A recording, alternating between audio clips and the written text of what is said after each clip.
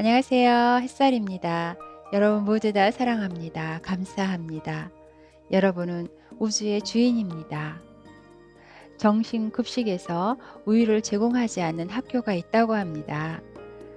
우유는 사람의 건강에 좋은 완전식품이라고 주장하는 사람도 있습니다. 과연 그럴까요? 우유에는 모유의 3배나 되는 단백질, 칼슘, 4배인 인 6배가 함유되어 있습니다.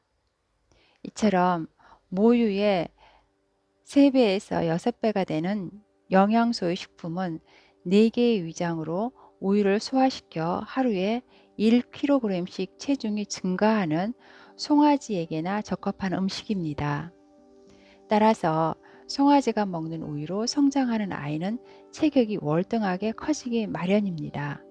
하지만 최근 미국에서는 우유는 어린이 몸에 나쁘다는 증거가 잇따라 발표되자 우유 소비량이 전성기 4분의 1로 급락했습니다. 그뿐만 아니라 우유로 만든 분유에도 엄격한 규제가 가해졌습니다. 산부인과나 병원에서의 분유를 판촉 활동 및 매스컴의 광고까지 금지될 정도에 이르렀습니다. 이처럼 최신 영양학 분야에 깨어있는 나라의 의료계와 홀스틱 영양학은 공부하는 사람들 사이에서는 우유가 각종 질환의 원인이 되고 있다는 것을 상식 중의 상식으로 알려져 있습니다. 초중학교 정신급식에 빵과 우유를 제공하지 않는 학교가 있다는 말을 들으면 믿으시겠습니까? 더군 죽을 때까지 건강하게 살기 위한 7가지 습관이라는 책에서 일본 니케타현의 산초시 소재의 공립초등학교에서는 2015년 6월, 2015년 9월부터 정심급식에 제공하던 우유를 중단한다라는 발표를 했습니다. 그대로 실천하고 있습니다. 이러한 결정이 내려가기 전에 교육청 당국에서 학부모들의 요청으로 2014년 12월부터 2015년 3월까지 4개월 동안 우유가 없는 급식을 시험적으로 도입한 결과를 분석한 후에 결정을 내렸다는 것입니다. 세간의 주목을 받고 있습니다. 참고로 인구가 10만 명이 조금 넘는 산조시 교육청 당국에서는 이와 같은 결정을 내리기 전에 2008년부터 이미 정신급식에서 빵과 국수를 제외시키고 식사는 모두 밥만 제공하는 완전 쌀밥급식으로 실천하고 있었습니다. 왜 학부모들이 정신급식에서 우유를 제외해 달라고 청원을 했을까요?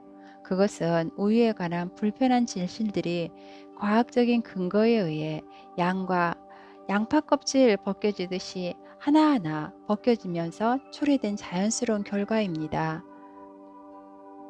학부모들의 판단력은 칭찬받아 마땅하다고 생각합니다. 우유에는 칼슘이 많이 드세요? 우유에 칼슘이 많은 것은 사실이지만 우유에 함유된 카제인이라는 단백질, 칼슘과 마그네슘의 불균형으로 인한 영향에 대해 좀 더 깊이 조사해 본다면 우유에 대한 개념이 달라질 수밖에 없습니다. 우유 단백질 카제인은 어떤 물질인가요? 갓난아이가 먹는 모유에는 7%의 단백질이 함유되어 있지만 송아지가 먹는 우유에는 그 3배인 20%의 단백질이 함유되어 있는데 그 단백질의 주 성분이 카제인입니다. 카제인은 아주 끈끈한 접착제 악유와 같은 단백질인데 이 끈끈한 접착력 때문에 목공용 접착제로 쓰이고 있습니다. 카제인 단백질은 접착제 역할을 하는 일종의 본드입니다. 이 끈끈한 단백질은 소화기관에 분해되지 않은 푸딩 상태의 고체가 형성돼 장벽에 달라붙어 각종 영양소의 흡수를 방해하며 알레르기를 일으키는 알레르겐, 몸의 비정상적인 반응을 일으키는 물질이 됩니다. 이처럼 소화되지 않는 카제인이 장벽을 통해 흡수되면 면역 체계에 인체에 적합하지 않은 이 물질로 인식해 면역 반응을 일으키면서 알레르기 원인인 히스타민을 생성함과 동시에 많은 점액질이 생깁니다. 이 끈끈한 점액질은 갑상선과 호흡기 계통에도 많은 문제를 일으키는데, 특히 호흡기관의 점막을 뒤덮거나 막히게 함으로써 생체의 배설 기능에 막대한 지장을 초래하며 알레르기 증상을 일으킵니다. 마하만 마하두 박사는 그에 있어서 생명 활력과 건강을 위한 생물학적 포지셔닝 시스템에서 우유와 치즈의 카제인이라는 단백질이 제대로 소화가 되지 않을 때는 마약 모르핀과 같은 작용을 하는 카소모르핀이라는 물질을 많이 분비된다고 밝히고 있습니다. 그래서 문제가 많은 어린이들은 우유, 치즈, 시리얼, 파스타, 빵, 피자와 같은 음식을 아주 좋아한다고 했습니다. 주의력 결핍, 자폐증과 같은 문제를 안고 있는 어린이들의 소변을 분석해 보면 다른 어린이들에 비해 카소 모르핀의 분량이 많다고 합니다.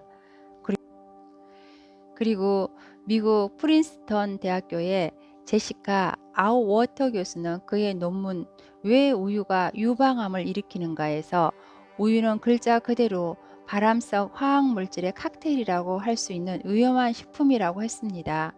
사람은 태어나 모유를 먹고 자라다가 보통 3세 정도 되면 어머니 품을 떠나 주로 밥을 비롯해 채소 반찬을 먹으면서 성장하도록 설계되어 있습니다.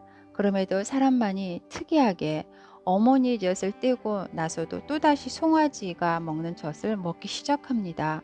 초등학생이 아직도 젖 먹고 있다면 많은 사람들이 이상하게 생각할 것입니다. 더구나 20세, 30세, 더 나아가 40, 50세가 지나도 노년층의 사람들이 아직도 엄마 젖 대신 송아지 젖을 먹고 있다면 얼마나 부자연스러운 행동인지 짐작할 수 있습니다. 자연건강법의 대가 노먼 워커 박사는 자신의 저서에 우유는 송아지의 음식이지 사람의 음식이 아닙니다. 자연의 법칙을 어기는 행위는 언젠가는 대가를 치르게 됩니다라고 말하고 있습니다. 또한 자녀에게 그를 가르치기 이전에 음식 먹는 법부터 가르쳐 줘야 평생을 건강하게 살아갈 수 있다고 했습니다. 이분의 말씀이 진리임이 최신 영양학에 의해 점차 밝혀지고 있습니다. 유익한 정보는 건강하고 행복한 삶을 이어집니다. 여러분 모두 다 사랑합니다. 감사합니다. 햇살이었습니다.